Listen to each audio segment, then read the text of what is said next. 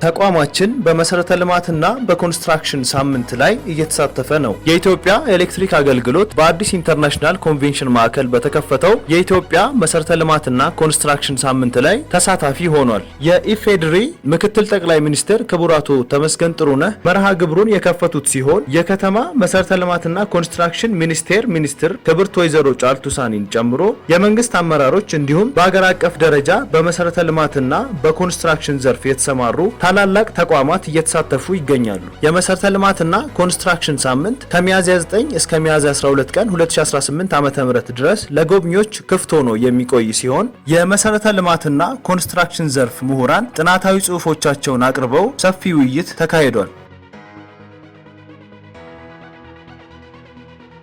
በኮዬ ፈጬ ኮንዶሚኒየም ከ12000 በላይ ነዋሪዎች የኤሌክትሪክ ተጠቃሚ ሆነዋል። በኮዬ ፈጬ ኮንዶሚኒየም ፕሮጀክት 11 እና 18 የሚኖሩ 12100 ነዋሪዎች የኤሌክትሪክ ተጠቃሚ ሆነዋል። ነዋሪዎቹ ከዚህ በፊት በየብሎኩ በተገጠመ ባለ 3 ፌዝ ቆጣሪ በጋራ ሲጠቀሙ በኤሌክትሪክ መቆራረጥና በኃይል ማነስ ይቸገሩ እንደነበር ተጠቁሟል። የደቡብ አዲስ አበባ ሪጅን ለእያንዳንዱ አባወራ በተናጠል ቆጣሪ እንዲገጠምላቸው በማድረጉ ከ12000 በላይ ነዋሪዎች በቂ ኃይል እንዲያገኙ ማድረግ ተችሏል። ነዋሪዎቹን የኤሌክትሪክ ተጠቃሚ ለማድረግ 17.3 ኪሎ ሜትር ዝቅተኛ መስመር፣ 12.5 ኪሎ ሜትር የመካከለኛ መስመር ዝርጋታና 53 የተለያየ አቅም ያላቸው ትራንስፎርመሮች ተከላ ተከናውኗል።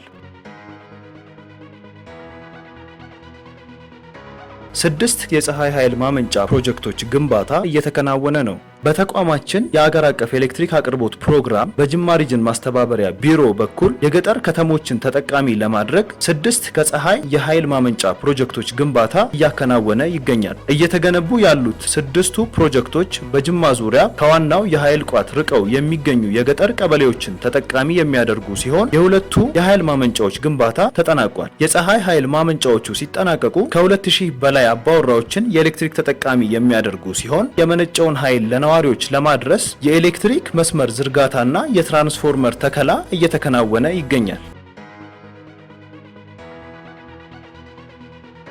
ከ6000 በላይ ነዋሪዎች የኤሌክትሪክ ተጠቃሚ ሆነዋል።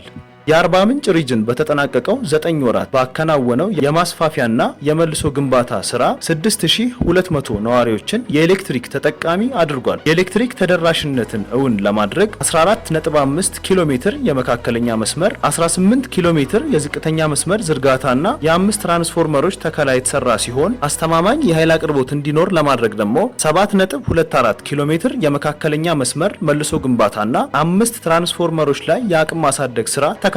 አርባ ምንጭ የቱሪዝም መዳረሻ ከተማ እንደመሆኗ የአርባ ምንጭ ሪጅን ቁልፍ ደንበኞችን፣ አምራች ኢንዱስትሪዎችንና የንግድ ተቋማትን የተለየ ትኩረት በመስጠትና አገልግሎቱን በማሻሻል እያገለገለ ይገኛል።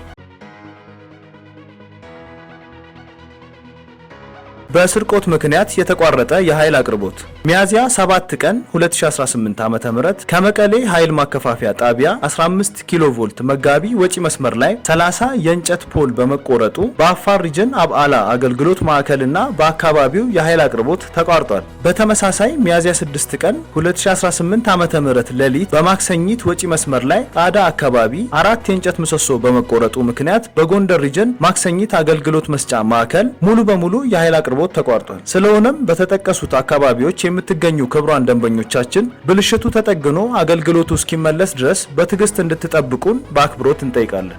የሳምንቱን የዜና ቅምሻ ያዘጋጀውላችሁ አቤኔዘር ጸባይ ነበርኩኝ። ሰናይ ሳምንት።